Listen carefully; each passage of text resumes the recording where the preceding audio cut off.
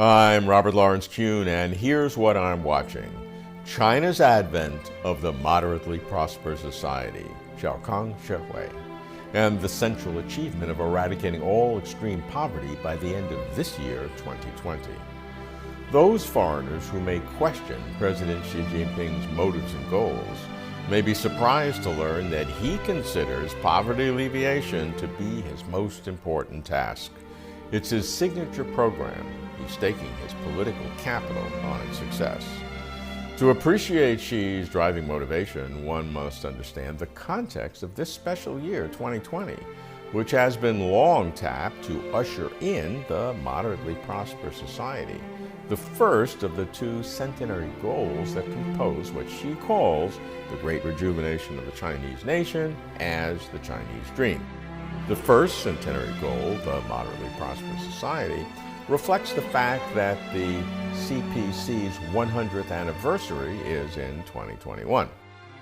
The original formulation of the moderately prosperous society defined it in quantitative terms: to achieve GDP and per capita income of urban and rural residents by 2020 as double that of 2010. Fair enough, but Xi enhanced this definition by asserting that China could not claim to be a moderately prosperous society, no matter how high its GDP and income per capita became, if even one Chinese citizen remained in absolute or extreme poverty. She said, "We cannot announce the complete construction of a moderately prosperous society on the one hand, if the living standards of tens of millions of people, on the other hand, are below the poverty line." There was a powerful prescription that set national policy, made more challenging, of course, by the pandemic.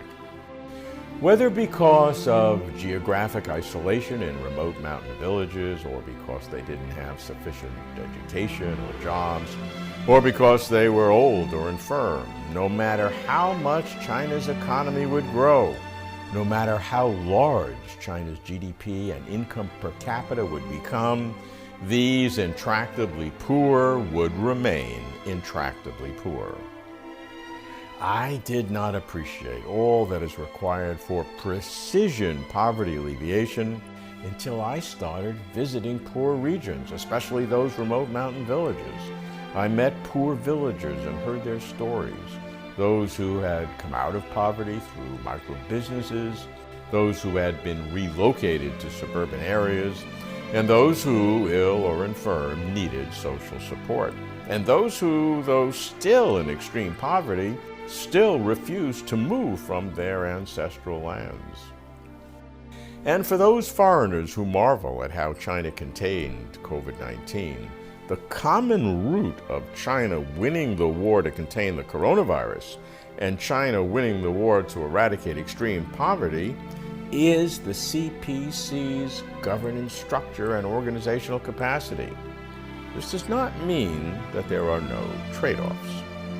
Thus, to comprehend China's poverty alleviation program is to comprehend how China's party-led governance system actually works. This is especially important at this time of heightened awareness of China's increasing role in international affairs and the increasing sensitivities to it. I'm keeping watch. I'm Robert Lawrence Kuhn.